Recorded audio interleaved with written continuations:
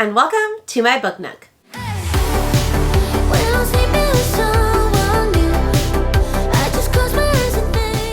For those that are new around here, the name's Rainy Barton. I teach music and I love to read books. Mainly thriller and horror, but I've really started branching out into like fantasy and romance and sci-fi and all these other things. So if you're interested in all that, please like and subscribe down below. It'll really help my channel grow, and I'm really close to 400. So if you want to help me hit that, that'd be great. In today's video, we are going to be talking about my January wrap-up, which I talk about all of the books that I read in January. I read 10 books this month, which is back to like my average, anywhere between 10 to 13. However, February is already kicking off to a good start. It is already the 4th, and I've already almost finished 4 books. So maybe we'll have a higher reading month in February, the shortest month of the year.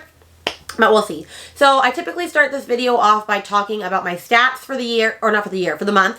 And then I go into the books that I read in some fun order that I decide that I'm still going to figure out by the time I film that, because I'm going to film this stats portion first and then go do some grocery shopping and probably come back and film the rest.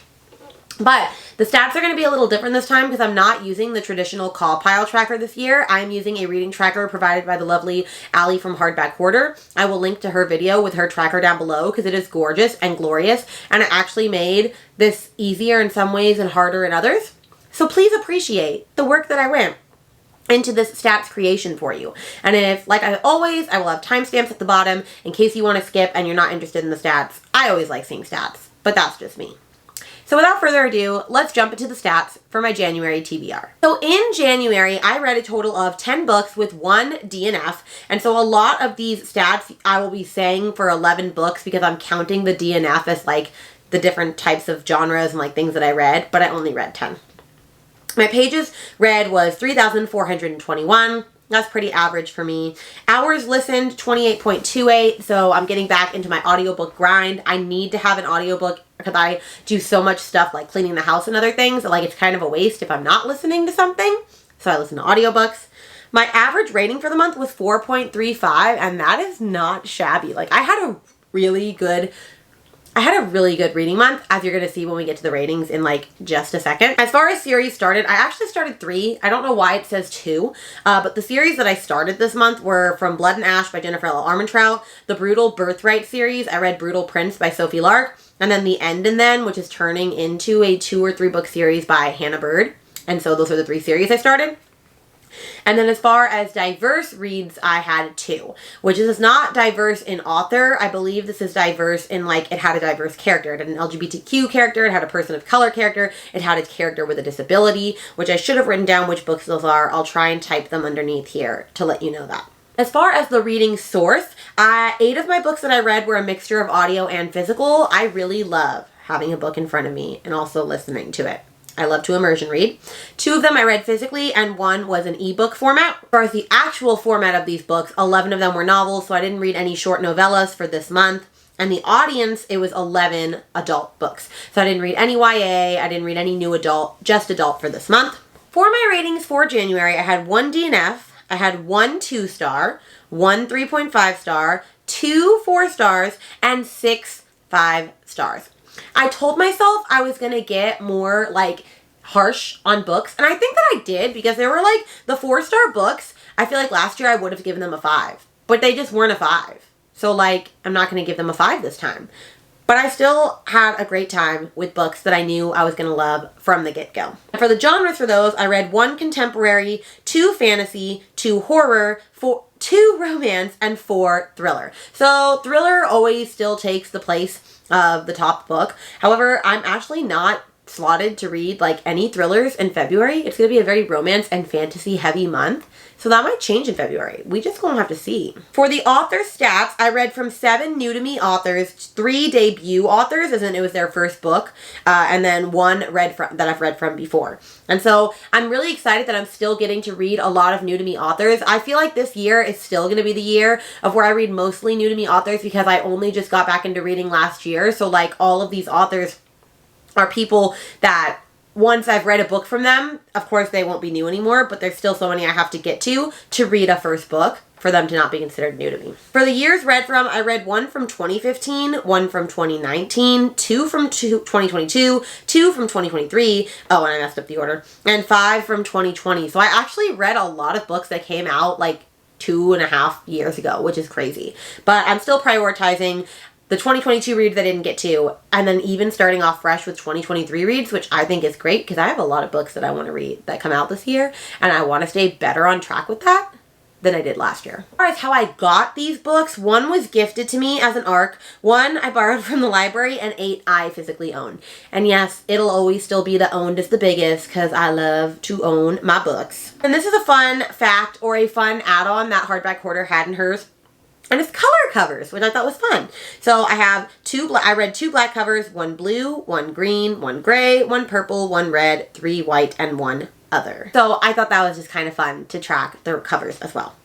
And then they didn't have an actual tracking for this, which I'm surprised, so I'm just going to put it here. But as far as diversity for authors, I only read from one person of color, and that was Elizabeth Thomas's Catherine House, which I absolutely loved. It was a 5-star. I can't wait for her to come out with more books because that was her debut, and like that's very bunny vibes-ish. And yes, I'm still working on being better in my diversity journey. I think I'm going to do better in February, but we'll see.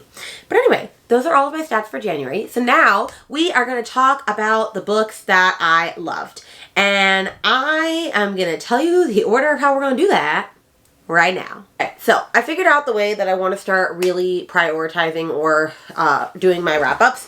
And so I'm going to go in 4 different categories. Basically, books that surprised me that I really ended up enjoying more than I thought I would. Books that disappointed me that I didn't enjoy nearly as much as I thought I would.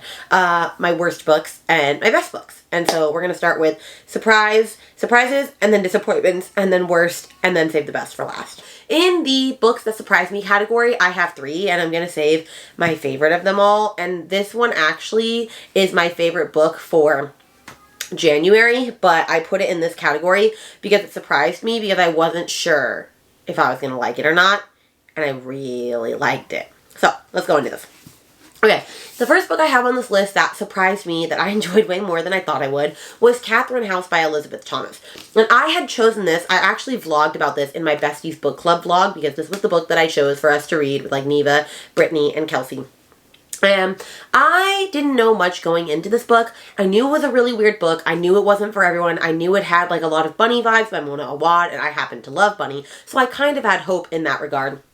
But I wasn't really sure what I was getting myself or any of us into, and they all finished it before me, and they, like, 2 of them had given it 3 stars, and 1 of them had given it 4, and we learned that the ones that liked it more were ones that read horror regularly, and the 2 that ranked it low didn't read horror really. And I still don't really know the exact way to explain this, but it's basically about this school called Catherine House. It's a 3-year university. If you get accepted, which is really hard to get in, you basically have to say goodbye to the outside world for 3 years. Like, you have no communication with anybody from the outside world, and you forget your past, and you just focus on your present. And you major in all this weird stuff. And there's a lot of like culty, brainwashy crap going on in this house, and it follows our main character, Inez, and like her 3 years in Catherine House and all the weird stuff that she finds out about this place. And I will say, it was like reading a fever dream. It was like I didn't understand what was going on, but at the end I kind of knew what I was supposed to know, and I walked out of it knowing what I should have known. So I gave it 4 stars. I still really enjoyed it. The only reason I didn't give it a 5 is I didn't connect with the characters nearly as much as I thought I could. Like, they could have been a little bit more fleshed out, but overall I really had a good time with this book. I am not going to widely recommend this though, unless you absolutely loved Bunny. Unless you absolutely loved Bunny by Mona Awad, I would not just go out and read this. It is not that type of book that I would widely recommend to everyone. So that was what I thought of Catherine House. A book that really surprised me, like I did not want to read this even a little bit, was Migrations by Charlotte McConaughey. And I had to read this because my local book club had picked this. Like, we pick a wide, eclectic, like, realm of books. We went from, like, a Sherry Lupino book the month before to, like, some weird romance book the month before that to this. And so this was considered or classified as a nautical fiction. And I don't know about you, but I'm not a nautical fiction girly. And so I thought I was going to hate this. And I did almost DNF this at like 20% in, but I was intrigued by like the main character, and that made me keep going. And I'm so glad I kept going. This was spectacular. It was a 5-star read for me.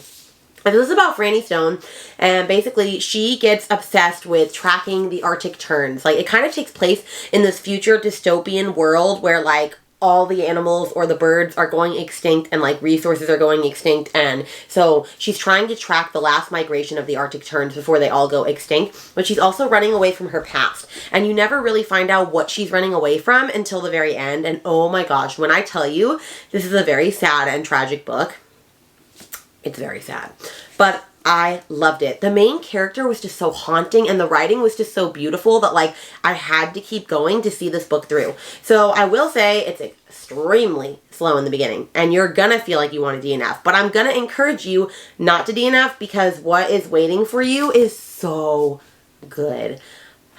I'm so glad I read this. It was a breath of fresh air. It was everything I needed and more. I'm very happy that I enjoyed this like I did. And I definitely am going to be picking up more from this author for sure. And then the book that surprised me the most, more because of its content, not because I didn't think I was going to like it, because I had heard it was fantastic and I knew a lot of people liked it. But then there were also people that liked it that like I feel like we have questionable like taste. Like when they like this book, I don't. So I wasn't sure. But it's my favorite book of January. It might have solidified its way into like a favorite book of all time, which means it's probably going to be in my top books of the year. And it was like one of the first books I read. So that's exciting. And that is We Spread by Ian Reid. I loved this book. I ate this book up. I read this in like one sitting basically in like 3 hours because first off, it just reads like that. Like the way that it's formatted is just very, very quick and easy to read.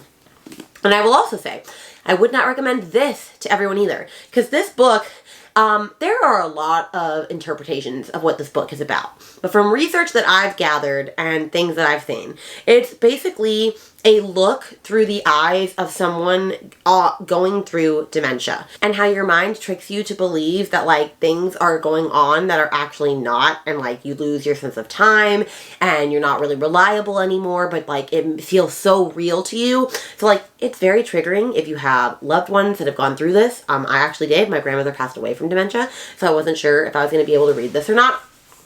But I thought it was just such an interesting take, and the writing was just so beautiful. There were so many quotes within this book that I wish I had written down because they were just absolutely stunning. And I loved the main character, and it was just so tragic going through this book, and then the ending was like so ambiguous and open-ended that like after I've had two of my friends read this, Kelsey and Brittany now. They both messaged me being like, what the heck was that ending? And I was like, I know, but like in the best way possible. But they didn't love it as much as I did. But they still really enjoyed it. So I will say, if you think you can handle that sort of thing, I highly recommend this book. It was just so beautiful. Like focusing on like really enjoying the life that you have, and like understanding that like time is this concept, and like it's so fleeting, and just... it just had so much to say.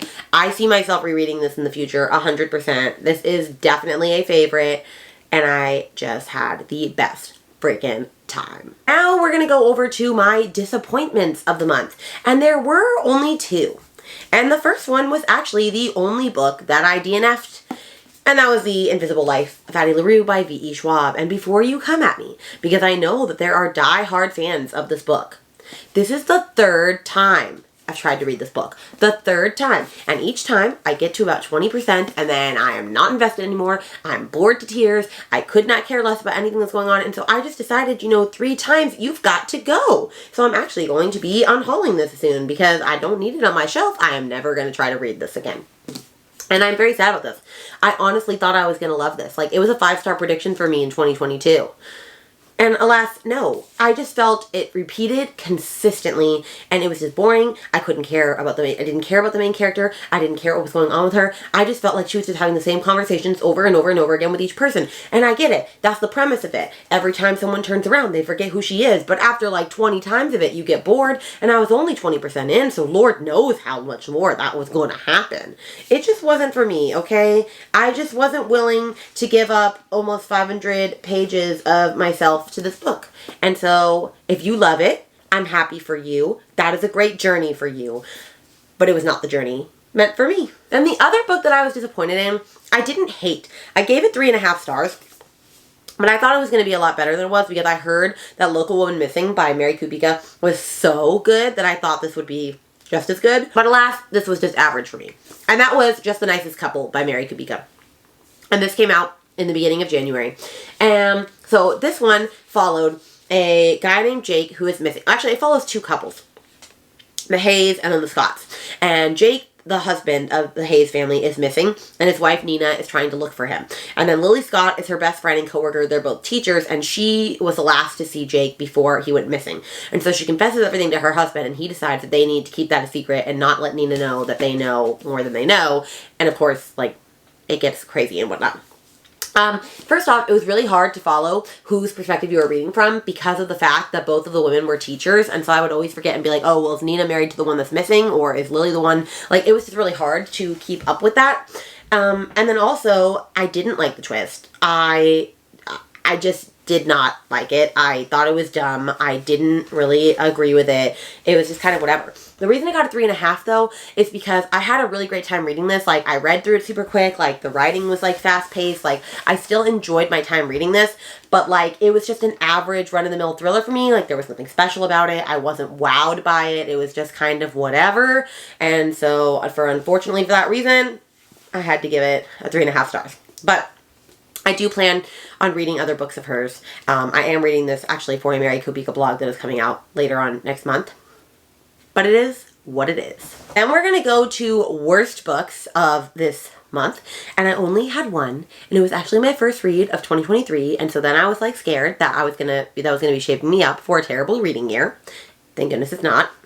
And that was Mother Thing by Ainsley Hogarth. I read this for Reading Riley's Midnight Society book club. And I will say, her book club is taking a wild turn.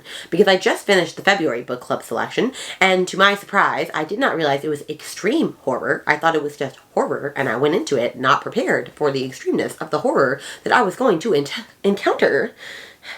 But you'll find that out in February. Anyway, so Mother Thing.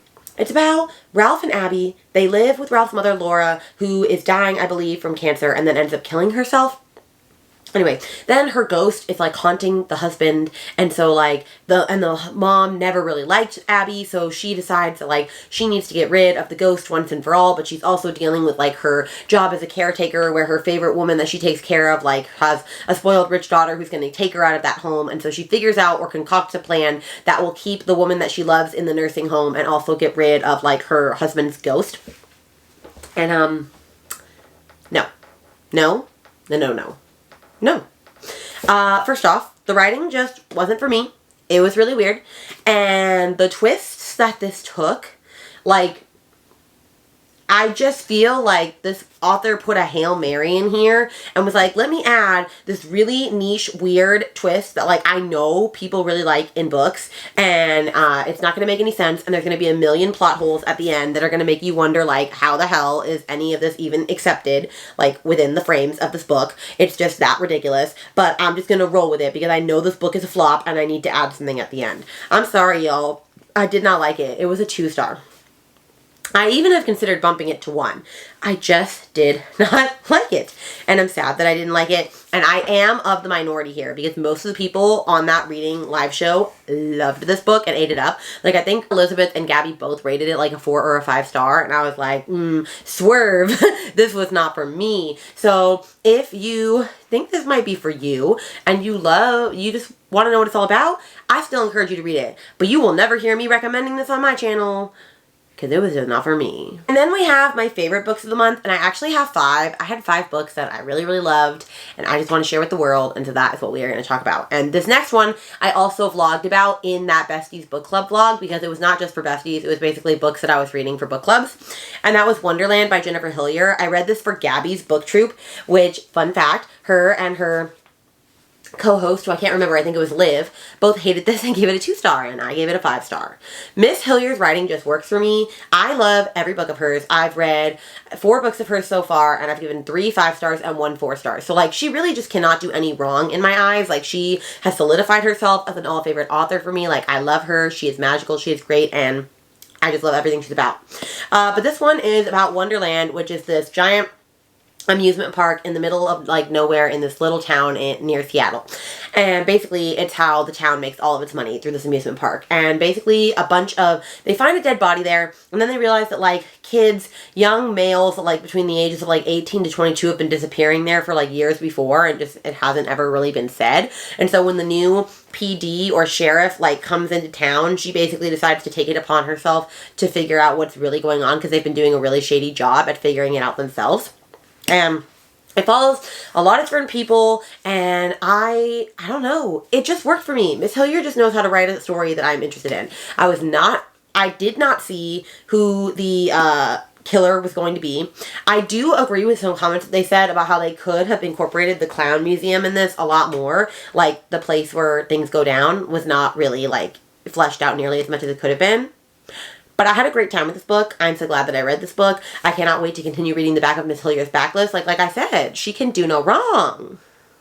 She's great. Okay. And we have a book that I half read in like October, because it was the Pretty Girls book club for Haley Hughes Patreon in like October, and I just didn't get around to finishing it. Not because I wasn't enjoying it, but just because it was not the time. You know? But I finished it, and that is all that matters, and it has made its way onto this list. And that is Temper by Lane Fargo. And this one, so Lane Fargo also wrote They Never Learn, which was a 5-star read for me, a favorite book of last year, or it was an honorable mention. I loved it so much. This one is for all my theater girlies out there. So if you are a theater girl, you will probably love this. And it's about Kira. She finally lands the role of a lifetime, but she ends up landing the role with like this crazy like director, Malcolm. He's known for pushing his performers past their limits.